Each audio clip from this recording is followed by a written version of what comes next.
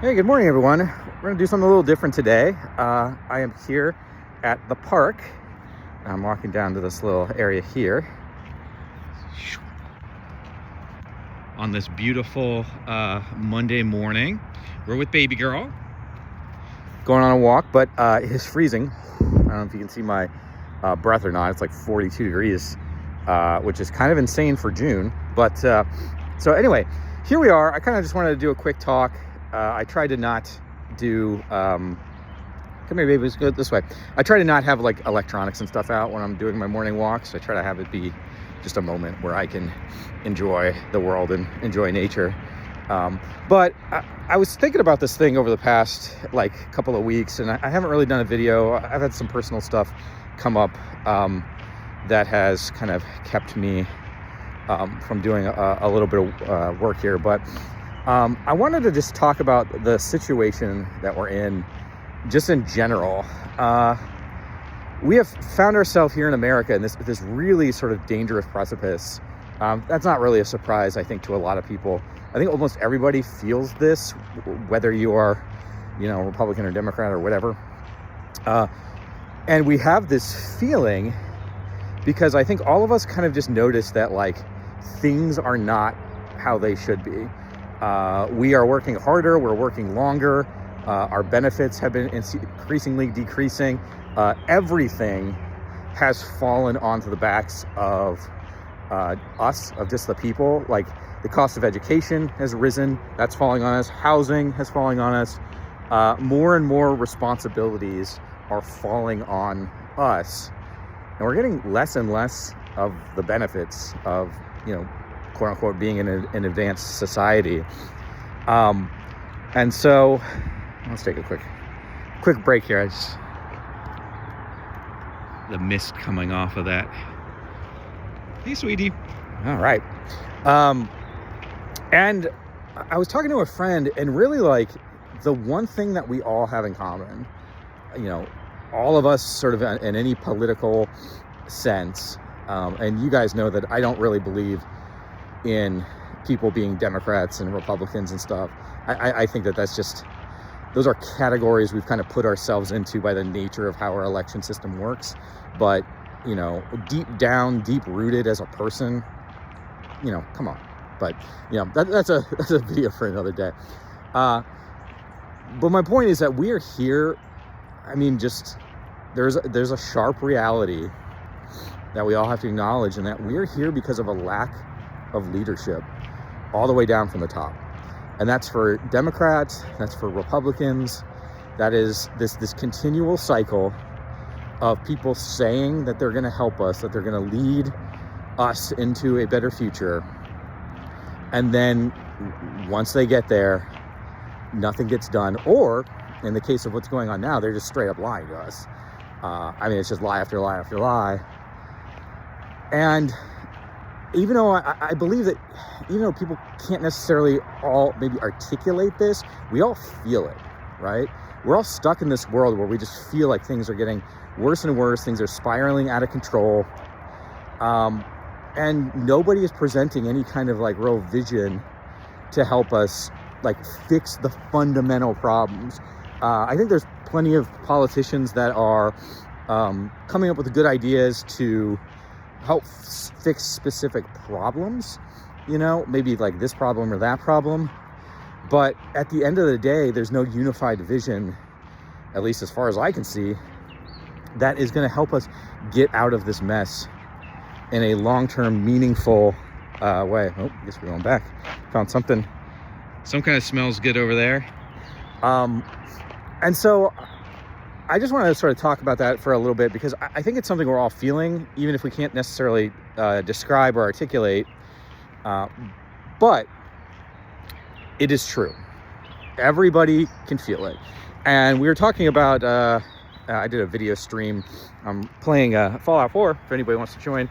Did that on a video stream the other day with a friend.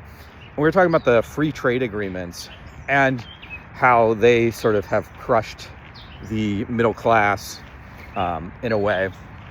And that's something like I totally agree with, sort of as an outcome. And we definitely could have seen these things coming for sure. But the free trade agreements themselves are not really the core issue. The core issue is that we created these agreements which allowed for like just absolutely insane profitability, the kind of profitability that had never been seen in America before.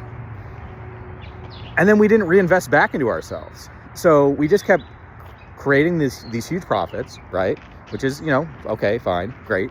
In many senses, for if you look at the sort of 50s, 60s, 70s, even the 80s, we started seeing those profits started to grow, and then we saw a lot of cheaper goods and things like that. And then, of course, in the 90s, when we had things, free trade agreements like NAFTA, we started seeing like a lot of like cheap stuff, but we never took all the money that we were sort of making sort of collectively, and we didn't reinvest it back into education and infrastructure and all those things. And so now we are at a point where, because we have failed to reinvest in ourselves, come here, City.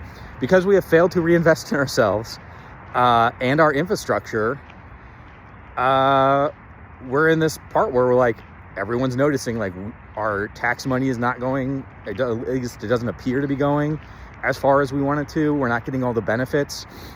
Meanwhile, there's people that are just making tremendous amounts of money. So, Elon Musk, for example, he's easy to pick on these days. I was sitting around the couch because one of my friends, I think I mentioned, got diagnosed with cancer, and I was just sort of thinking about cancer treatment and insurance and things like that. And I was like, what is Elon Musk worth, right? I don't know. I was like, I think he's worth like 300 and something, 400 billion, whatever. And so I just took 300 billion, and I was just like, how many people could $300 billion cover for health insurance? And we spend about $9,000 per person per year in the United States. It's like $8,900. So I just rounded up to $9,000. Did a couple quick calculations. These are just napkin calculations, but $300 billion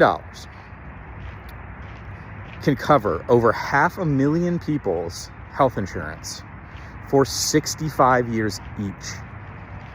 So Elon Musk, one person, we could take $300 billion and that would cover 500,000 people. Now, granted, we have 350 million people. That's a lot of people, but that's one person. And that dude would still have what, 50, 80, $100 billion left. Now, again, I'm not advocating that we go in and take all of his net worth or whatever. A lot of that is like paper money that's on the valuations of the businesses and stuff. Like, that's not the point of this. The point of this is just thinking about the amount of wealth that is being generated and held by people whose businesses, their incomes would not exist without the trillions, the tens of trillions of dollars in infrastructure that we have paid for. So, your roads, bridges, ports, airports, the internet. Sorry, I just walked through a spider web. And so at the end of the day, I am extremely disappointed by the leadership that we've had, by the failure for us to coalesce around any kind of vision that supports people and puts them first and focuses on how do we create a civilization with healthy, intelligent, capable citizens who have access to all of these resources, sort of this like sandbox or workshop, if you will. And then those people can go and do great things. Why are we not investing in us? Why are we not investing in America in the way that would allow us to just accelerate this sort of economic revitalization that would, pretty much be unheard of in the world, in human history, except maybe since World War II. Like, we can create some amazing things here in this country if we reinvested in ourselves. And anyway, so I was just kind of like throwing those ideas around. I was thinking about like the whole crux of why I'm doing this campaign thing is that I believe that this country is amazing, and I think that the people in it are amazing. And there's a rabbit. What? And I think that if we were to redefine and sort of fix our overall system, I want to create a vision in which everybody, when they wake up in the morning and they walk out the door, they know that they are taken care of. They know no matter what happens, them and their families are going to be okay. And that they can go and do the kind of work that is meaningful to them. That you, watching this video, can decide what do you want to do in your life, and that there is an avenue to do it. And I mean, I think the results of that will be incredible. So anyway, I'm gonna get back to my walk so that I can sort of enjoy some time with baby girl down there. I appreciate you all watching. I'll be posting more of these videos. I don't know if I'll be doing these sort of like walk and talks. I kind of like just being out in nature and not looking at a phone. It's one of the few moments during the day when I'm not staring at the screen. But I don't know, if these things are interesting and you want me to do more sort of like off the cuff, just walk and talks, maybe I'll do those. But a reminder, I'll be doing videos multiple times a week. You can follow me on pretty much any social media at Volpe for America. And thank you for your time, and I will see you in the next video. Take care, y'all.